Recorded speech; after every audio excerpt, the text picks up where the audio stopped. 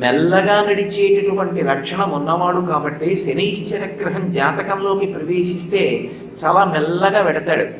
శనీశ్చర గ్రహానికి కారకత్వం ఉంది, ఆయన కొన్నిటి మీద అధికారి అయి ఉంటాడు. శనీశ్చర గ్రహం బాధ పెడుతుంది మనిషిని, అందుకే పాప జీవనానికి అలవాటు చేస్తుంది, ధర్మమునందు అనురక్తి తగ్గిస్తుంది, అధర్మమునందు లాలస పెంచుతుంది.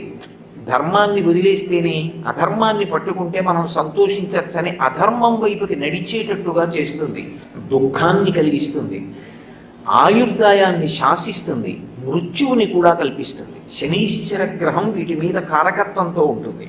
కానీ శనీశ్వరుడు మహానుభావుడు, ఆయన గొప్ప అనుభవాల్ని కూడా ఇస్తాడు. జీవితంలో శనీశ్చర గ్రహం ప్రవేశిస్తే జాతకంలోకి గొప్ప అనుభవం వస్తుంది.